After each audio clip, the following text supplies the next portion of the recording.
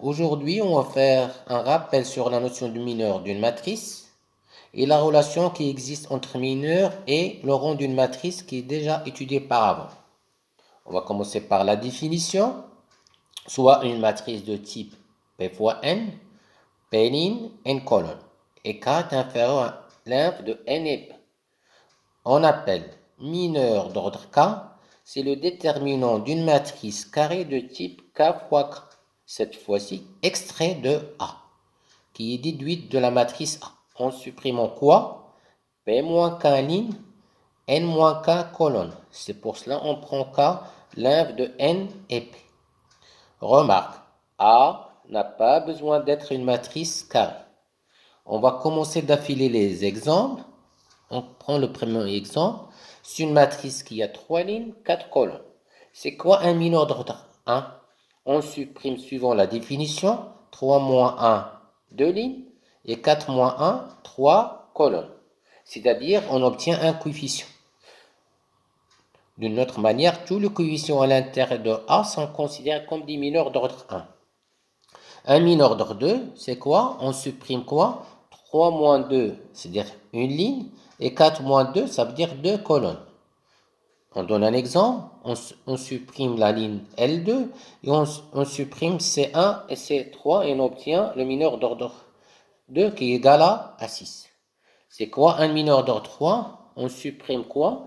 3 moins 3, 0 ligne, on ne va rien supprimer, et 4 moins 3 égale à une seule colonne. Par exemple, on supprime la colonne C2 et on obtient delta prime égale à moins 28. Remarque, il n'y a pas de mineur d'ordre 4 parce que c'est une matrice à 3 lignes. Maintenant, on va calculer le rang d'une matrice grâce à la notion de mineur. Je rappelle c'est quoi le rang d'une matrice.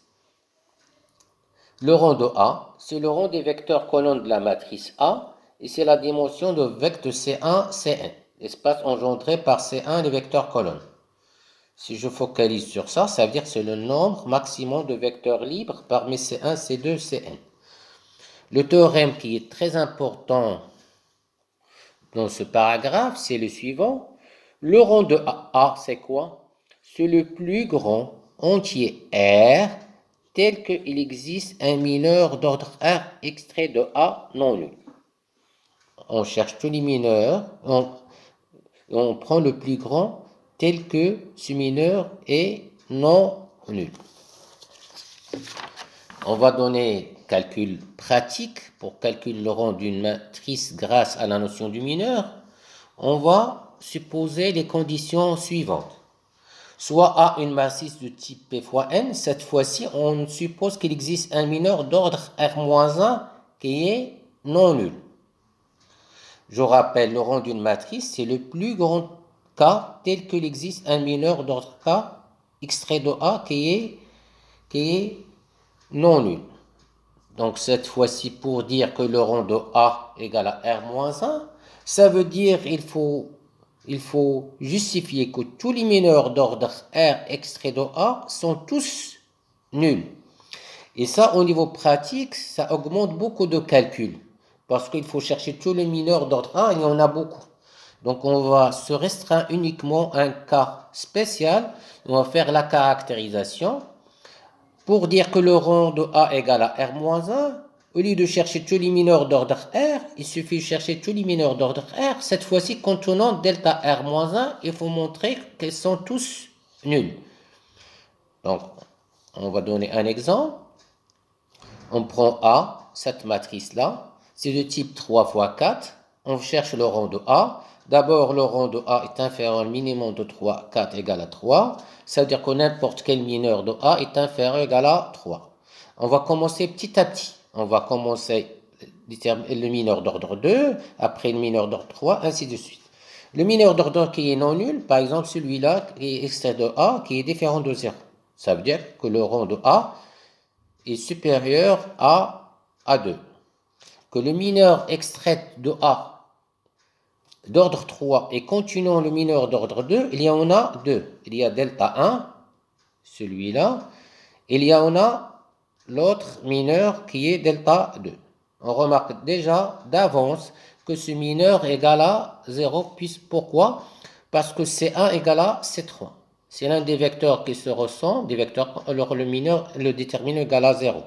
Donc pour dire qu'il égale à 3, il suffit de chercher dans quelles conditions suivant A, ce mineur est différent de 0 ou bien égal à 0.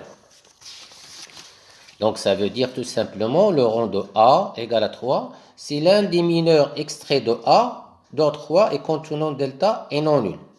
Comme l'un est égal à 0, il suffit d'étudier les cas suivants, alpha ou delta 1 égale à est différent de 0 ou bien égal à 0. Pour delta 1, je fais L2 moins L1, L3 moins L1, donc c'est une matrice triangulaire, ou bien je développe suivant la première colonne, c'est alpha moins 2. Donc si alpha est différent de 2, ça veut dire que delta 1 est différent de 0, donc c'est un mineur d'ordre 3 qui est différent de 0. Par suite, le rang est égal à 3. Si alpha égale à 2, ça veut dire que tous les mineurs d'ordre 3 contenant delta sont nuls, ça veut dire que le rang est égal à 2. Si alpha égale à 2, tous les mineurs d'ordre 3 contenant delta au départ, d'ordre 2 qui est différent de 0, sont nuls, donc le rang est égal à 2. Deuxième exemple, on commence à énoncer cette matrice-là, A1. On focalise sur le déterminant d'ordre qui est différent de 0. Donc c'est un mineur extrait de A1 et delta différent de 0. Donc ça veut dire que le mineur déjà est inférieur à 3. Donc pour chercher ce qui est égal à 3, on cherche les mineurs d'ordre 3 s'il y a un qui est différent de 0. Par exemple, on va chercher celui-là. On prend delta 1, on calcule, moins 4 différent de 0, donc le rang de A égale à 3. On cherche une autre matrice à calculer le rang de cette matrice qui est d'ordre 4 fois 5, 4 lignes, 5 colonnes. Le rang de A est inférieur à l'inf de 4, 5 égale à 4. Donc on va chercher un mineur d'ordre 2 et on va commencer à fabriquer un mineur d'ordre 3 qui contient des 2, ainsi de suite. Donc le premier est égal à 0. Donc on ne va pas s'intéresser à celui-là, mais à celui-là, différent de 0. Donc le rang de A est supérieur ou égal à 2. Donc on va chercher parmi les mineurs d'ordre 3 qui contient des 2, si on a un mineur d'ordre 3 non nul. On prend celui-là par exemple. On prend celui-là. Donc c'est un mineur delta égal à 1 différent. Donc c'est le rang de A est supérieur ou égal à 3. Donc enfin, pour déterminer le rang de A, on détermine tous les mineurs d'ordre A contenant des 3. On cherche les mineurs qui contiennent des 3, il y en a deux. Il y a D4 et D4'.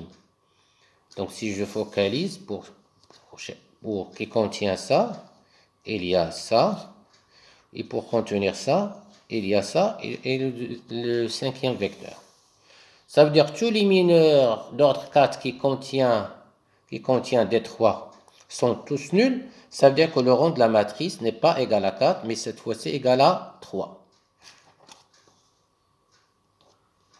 Bon courage.